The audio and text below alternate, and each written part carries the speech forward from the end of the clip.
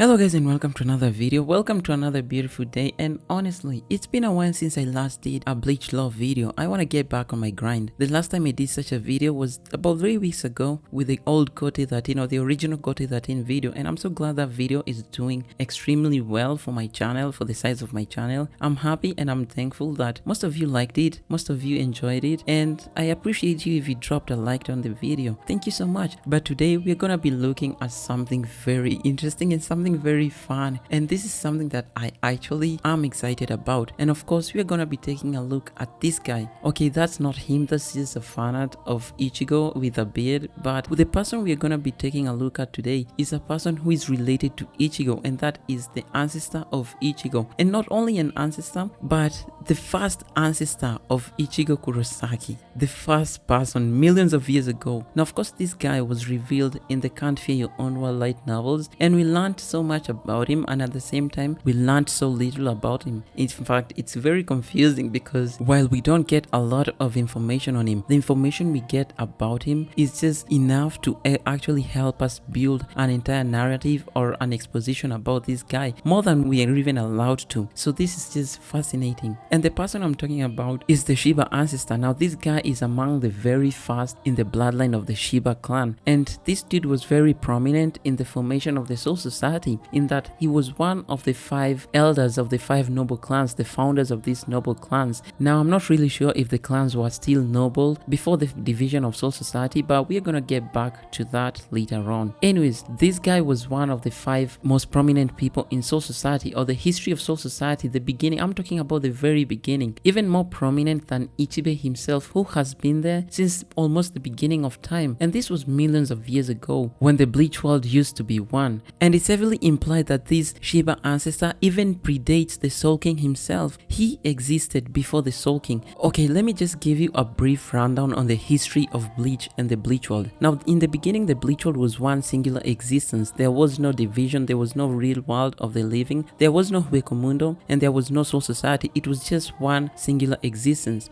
And before long, hollows began appearing, and these hollows were devouring people. And somewhere along the line, along that timeline, the Soul King appeared and began exterminating hollows to protect the other people and the other races in the Bleach world. And even though the Soul King appeared and was protecting the other people, it is confirmed that in that world, in that Bleach world, that singular existence, there still existed people who had powers and abilities. In fact, very strong powers and abilities, to the fact that Ichibe notes that these people were so powerful. And I'm talking about the 5 ancestors of the noble clans. Now if you watched my video on the betrayal of the Soul King, you would know that these 5 ancestors, although not all of them, some of them, maybe 3 or 4, were not content with how the world was being run, especially the Tsunayashiro clan ancestor, which is the most prominent noble clan in the Bleach universe. They were not excited, or they were not happy with how the Bleach world was being run, and so they were even scared of the Soul King, and so they decided to use the Soul King to make a new world and to create a new world where everything was moving, no stagnation and no lack of progress. They wanted to create this cycle of souls, the cycle of reincarnation. But this idea was mainly influenced by their fear of the power of the Soul King, because the Soul King was really powerful. Ichibe even described the powers of the Soul King as something that closely resembles omnipotence and omniscience. And this is not a joke. It's even confirmed that the power of the Soul King transcends everything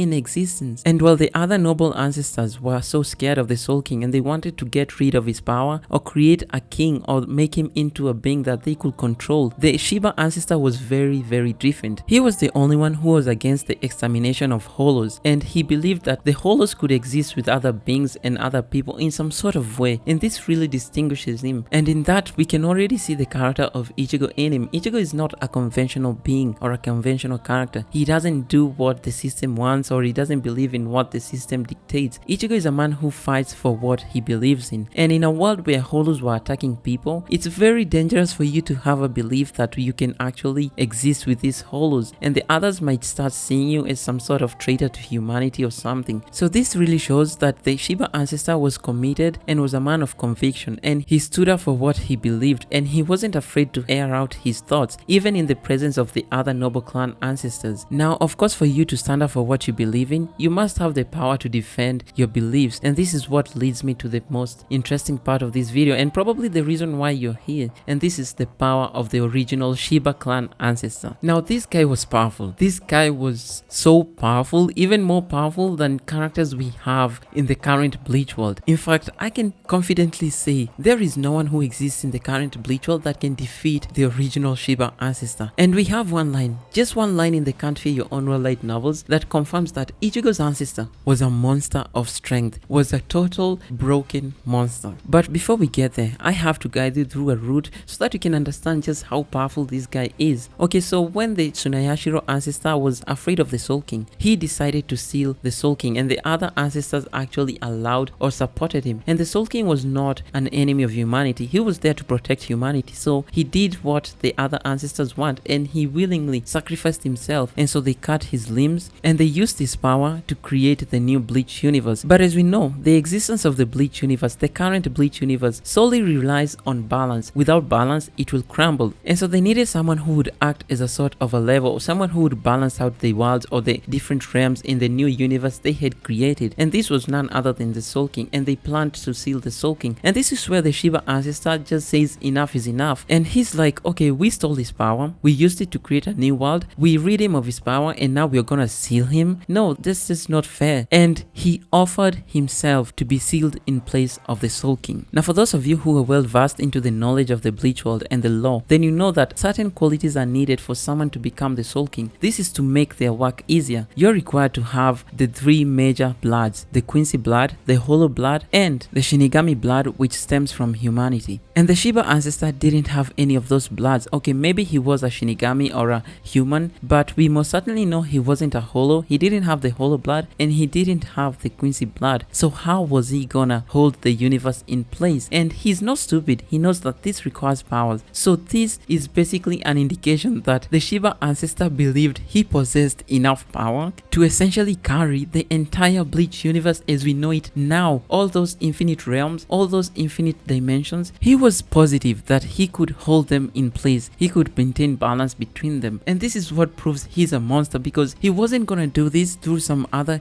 hacks like, okay, he has Hollow powers, Quincy powers, then it makes everything easier because he can maintain the balance. No, he was gonna do this with his raw strength, his raw power. And you can just imagine if you had needed the power of the Soul King, the power of the Mimihagi, and the power of other Star Readers, and even Ichigo himself to destroy the universe. Just imagine what it would take for this Shiva ancestor to actually hold the universe in place as we know it. That is the reason why the Shiva ancestor was just such a monster. And I would go as far as saying that he was the strongest among the 5 noble clan elders, because he had different beliefs from these other people, these other elders. And to do that, you must have power, because if one day they decided to jump him, then he was positive. He was really positive that he could take them on, and he had the power to stand for himself. And guys, you have to remember, this was while back when we had not entered the age of Zanpakutos. We had not entered the age of Hados and Kidos and all these other techniques. This was just his raw power, his raw strength, his raw abilities. And oh my god, the more you think about it, the more this guy just gets ridiculous. And the other guys, not only these guys, but the other guys who existed in his era, the other 5 noble ancestors, they were powerful too. Just imagine somebody like Kabuto from Naruto comes and decides to resurrect these people. It's